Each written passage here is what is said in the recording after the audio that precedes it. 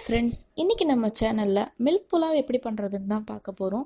யூஸ்வலாக பாஸ்மதி ரைஸ் வச்சு தான் பண்ணுவாங்க. நான் இன்றைக்கி உங்களுக்கு சாப்பாட்டு அரிசி வச்சா எப்படி பண்ணுறது அப்படின்னு சொல்லி காமிக்க போகிறேன். வாங்க இன்க்ரீடியன்ட்ஸ் என்னென்ன தேவை அப்படின்னு சொல்லி பார்த்துடலாம்.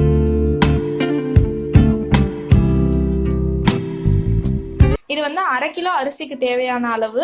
1/2 கிலோ அரிசி 1/2 மணி நேரம் ஊற வச்சிருக்கு. இப்போ நம்ம அடுப்பில் பாத்திரத்தை வச்சாச்சு. இப்போ இதில் 3 ஸ்பூன் நெய், 50 கிராம் எண்ணெய் ஊற்றிருக்கு. எண்ணெய் காஞ்சதுக்கு அப்புறமா இதில் நம்ம எடுத்து வச்சிருந்த பிரிஞ்சி இலை, பட்டை, லவங்கம் இதை போட்டு தாளிச்சிடலாம்.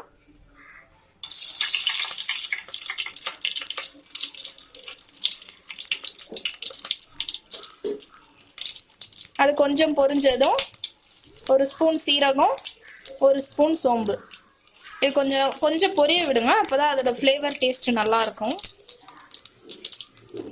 இப்போ இது கொஞ்சம் கோல்டன் ப்ரௌனாக ஆகிருச்சு. இந்த ஸ்டேஜில் நம்ம வெட்டி வச்சிருக்க வெங்காயத்தை சேர்த்துடலாம். வெங்காயம் கொஞ்ச நேரம் நல்லா வதங்கட்டும். கொஞ்சோண்டு உப்பு சேர்த்திங்கன்னா சீக்கிரமாக வதங்கிடும். வெங்காயம் நல்லா வதங்கிருச்சு. இந்த ஸ்டேஜில் நம்ம எடுத்து வச்சிருக்க இஞ்சி பூண்டு பேஸ்ட்டு போட்டுடலாம். இப்போ இந்த இஞ்சி பூண்டு பேஸ்ட்டோட பச்சை வாசனை போகிற வரைக்கும் வதக்கிக்கணும். இப்போ வெங்காயம், இஞ்சி பூண்டு பேஸ்ட்டு எல்லாமே நல்லா வதங்கிருச்சு. இந்த ஸ்டேஜில் நம்ம எடுத்து வச்சிருந்த 2 பச்சை மிளகா, கருவேப்பிலை, கொத்தமல்லி, புதினா இதை போட்டுடலாம். போட்டுட்டு இது கூட நல்லா கிளறிட்டு ஒரு 5 நிமிஷம் போல் வதங்க விடுவோம்.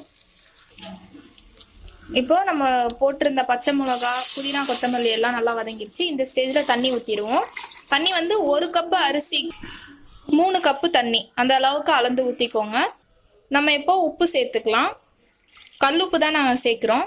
உங்களுக்கு சால்ட்டு சேர்க்கணுன்னாலும் நீங்கள் விருப்பப்பட்ட மாதிரி சேர்த்துக்கலாம். உப்பு உங்கள் டேஸ்ட்டுக்கு ஏற்ற மாதிரி சேர்த்துக்கோங்க. உப்பு நல்லா கலந்துட்டு நம்ம ஒரு மூடி போட்டு மூடி வச்சிடலாம். இந்த தண்ணி நல்லா கொதிச்சு வரட்டும்.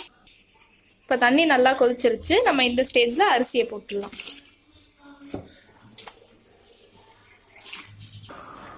இப்போ நம்ம அரிசி போட்டு 1/2 வேக்காடு வெந்துருச்சு. இந்த ஸ்டேஜில் நம்ம எடுத்து வச்சிருந்த அந்த 200 ml பாலை ஊற்றிடலாம். இந்த பால் நான் காய்ச்சி ஆற வச்சு எடுத்திருக்கேன். நம்ம ஊற்றி லைட்டாக கிளறி விட்டுடுவோம். கிளறி விட்டுட்டு இப்போ அதுக்கு கொஞ்சம் வேகிற வரைக்கும் டைம் கொடுக்கலாம்.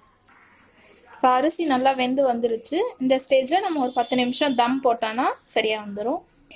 இப்போ தம் போடுறதுக்கு ஒரு இரும்புலான ஒரு தோசைக்கல் வச்சு அதுக்கு மேலே நம்ம சாதம் வச்சுருக்கோம்ல அந்த பாத்திரம், அதுக்கு மேலே இன்னொரு பாத்திரத்தில் ஃபுல்லாக தண்ணி பிடிச்சி வச்சுக்கோங்க. அதாவது வெயிட் வைக்கணும் அந்த பாத்திரத்துக்கு மேலே. அப்போ தான் காற்று எதுவும் போகாமல் கரெக்டாக தம் ஆகும்.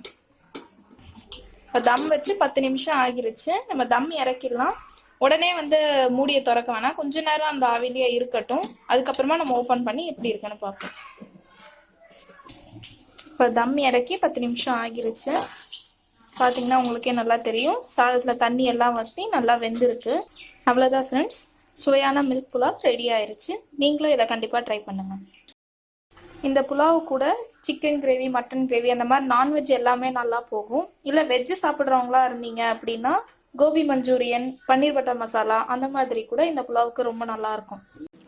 உங்களுக்கு இந்த வீடியோ பிடிச்சிருந்ததுன்னா இந்த சேனலை மறக்காமல் சப்ஸ்கிரைப் பண்ணுங்கள். கூடவே பக்கத்தில் இருக்க பெல் ஐக்கானையும் கிளிக் பண்ணுங்கள். அப்போ தான் என்னோட அப்கமிங் வீடியோஸ் தவறாமல் உங்களை சேரும்.